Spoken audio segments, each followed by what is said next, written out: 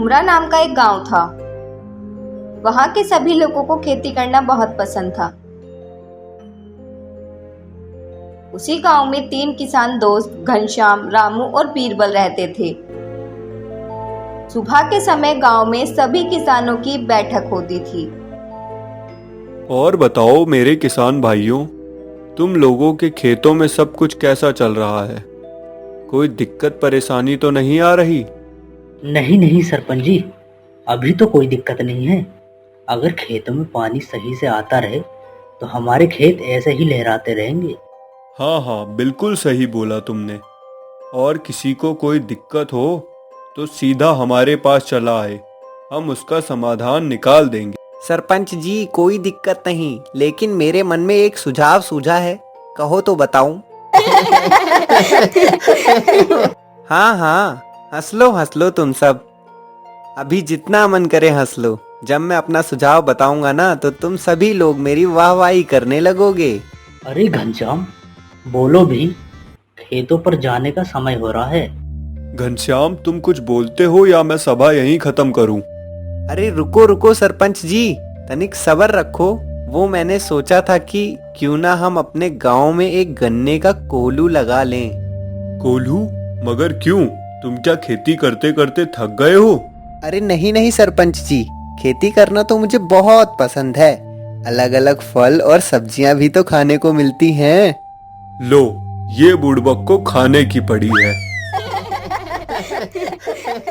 मैं बुड़बक नहीं हूँ सरपंच जी। क्यों रामू, तुम क्यों नहीं बोलते? हाँ हाँ सरपंच जी, मेरा दोस्त बहुत चतुर है।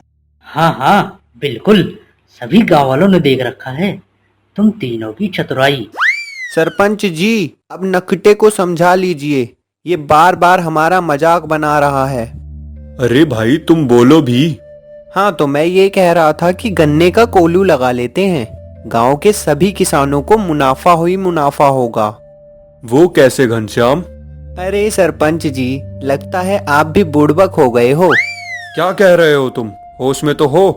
अरे अरे सरपंच जी, मैं तो मजाक कर रहा था। वो क्या है ना, मुनाफा ऐसे होगा कि हम सभी लोग अपने अपने खेतों के गन्नों से कोल्हू पर जाकर रस निकालेंगे और रस निकालकर उसकी चीनी बना लेंगे। तो चीनी गन्ने से भी ज्यादा महंगे दाम पर बिकती है। अरे हाँ घनश्याम, तुम कह तो बिल्कुल ठीक रहे हो। अगर गांव में ही कोल्हू लग जाए तो फिर मुनाफा सरकार की बजाय हम लोगों को होगा। हम गन्ना और चीनी दोनों बेच सकते हैं। लेकिन सरपंच जी, कोल्हू चलाने के लिए भी लोग चाहिए। अरे भाई, तुम क्यों परेशान होते हो? लोग भी गांव से ही आएंगे।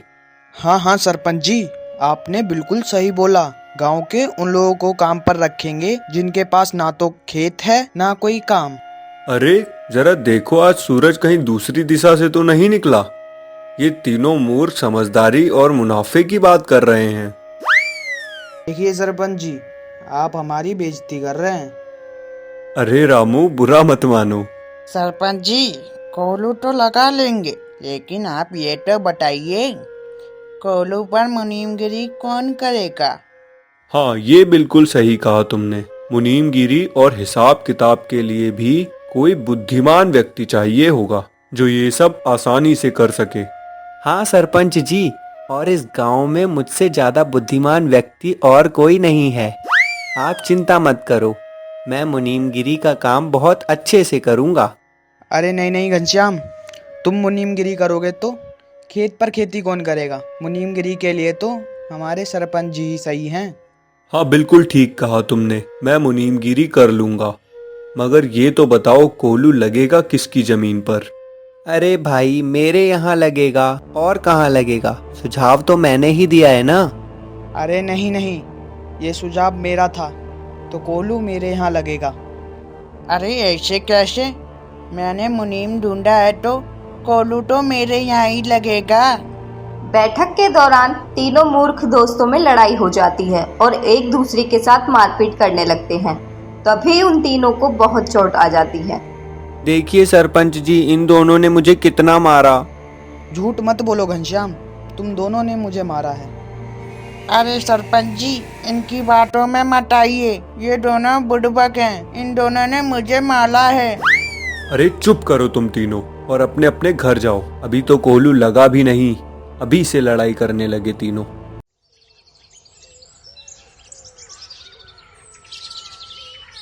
सरपंच जी, आपको इंसाफ करना होगा। कोहलू तो मेरी जमीन पर ही लगेगा और इन दोनों को सजा भी दीजिए। हे भगवान, किन मूर्खों के बीच फंसा दिया है मुझे, मेरी मदद करो। सरपंच और बैठक में उपस्थित सभी लोग तीनों मूर्खों की लड़ाई से परेशान होने लगे। तभी गांव में एक पुलिस अधिकारी अपने काम से कहीं जा रहा था। तभी उसकी नजर बैठक में लड़ रहे सभी लोगों पर पड़ जाती है। और अब क्या हो रहा है? क्यों लड़ रहे हो तुम सारे के सारे? अरे दारोगा साहब, क्या बताएं, कोहलू की बात पर बहस हो गई। अच्छा, तो ये बताओ कोहलू कहाँ है? दरोगा साहब, कोलू तो अभी लगा ही नहीं, अभी बस कोलू लगाने की बात ही है। कोई बात नहीं, ये बताओ गन्ना कहाँ है? नहीं नहीं दरोगा साहब, अभी तो गन्ने की खेती लगी ही नहीं। और तो बावड़े लड़ क्यों रहा हो तुम सारे? अरे दारोगा साहब, मैं समझाता हूँ आपको, ये तीनों तो मूर्ख हैं, इनकी बातें मत सुनिए। अच्छा, तेरी बात है? अरे मूर्ख आदमियों, कोहलू अभी लगा नहीं, गन्ने की खेती हुई नहीं, अभी से तुम सारे लड़ने लग गए। गाँव वाले सही कह रहे हैं, सारे के सारे मूर्ख हो। अरे अरे दारोगा साहब, हम मूर्ख नहीं हैं। मूर्ख तो ये गांव वाले हैं जो हमें मूर्ख समझते हैं। अरे बावड़ा, गाँव वाले मूर्ख कैसे हो सकते हैं? चलो तुम तीनों पुलिस स्टेशन, तो मैं बताता हूँ मूर्ख कौन है। अरे दरोगा साहब, माफ कर दीजिए, हमने कुछ नहीं किया। अरे कोई माफी नहीं मिलेगी। और तुम सारे उमराव कोहलू बना देंगे भी। जेल की हवा खिलाता हूँ, वही तुम्हारी कोहलू बनेगा। पुलिस अधिकारी घनश्याम, रामू और बीरबल को पकड़कर ले जाता है और जेल में बंद कर देता है। वो तीनों जेल में बैठकर भी कोलू को अपनी अपनी जमीन पर लगाने के लिए लड़ रहे थे। यही होती है मूर्खता की पहचान।